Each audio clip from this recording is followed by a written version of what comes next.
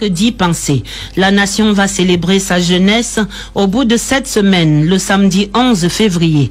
On a des frissons à penser au contexte social de cette 57e édition dans un Cameroun aux allures de Far West américain ou de mafia sicilienne, avec ses règlements de compte, ses guerres de clans où les victimes sont mutilées, jetées sur des terrains vagues. Une société criminalisée à outrance où l'abomination a depuis longtemps déjà franchi tous les Rubicons.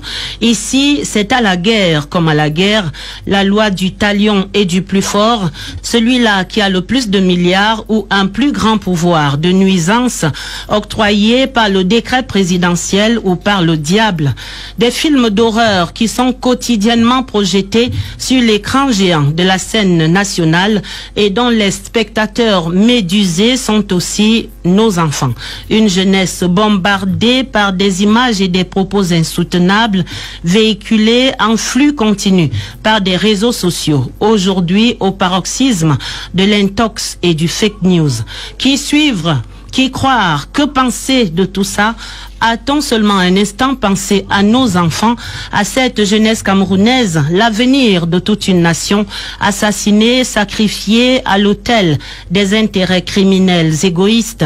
Le communiqué publié par l'arbitre suprême a bien essayé ce jeudi de siffler la fin de ce tintamarre, indiquant des arrestations et une enquête mixte police-gendarmerie pour faire toute la lumière sur l'odieux assassinat de Martinez Zogo.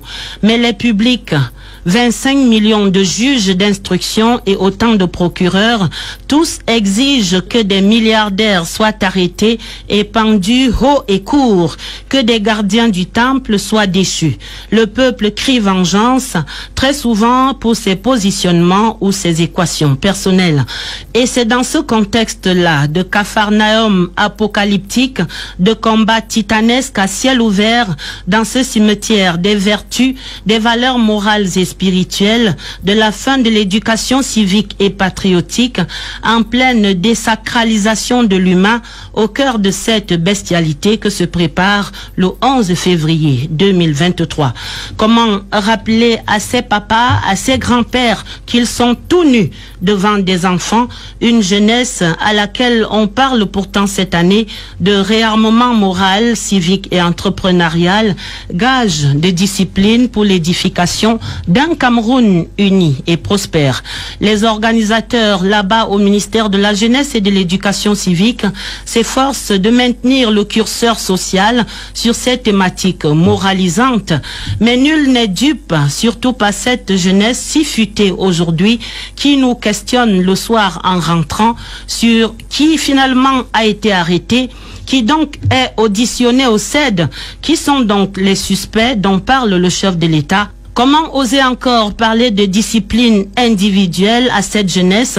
Comment interdire la violence et les partouzes à l'école quand des papas gangsters sont dans la rue, pistolets et sabres au clair? Qui donc arrêtera ces combats titanesques d'une succession pourtant pas ouverte pour répondre à cette question lancinante du chef de l'État qui attend réponse depuis les années 80? Quel Cameroun voulons-nous donc pour nos enfants? Que des mamans marchent dans les rues, que les hommes de Dieu crient et imposent le cessez-le-feu, qu'on sépare cette bagarre dont les victimes collatérales ne se comptent plus parmi nos enfants. Mais de grâce qu'on cache ces films d'horreur que nos enfants ne sauraient supporter davantage en ce 11 février. Adèle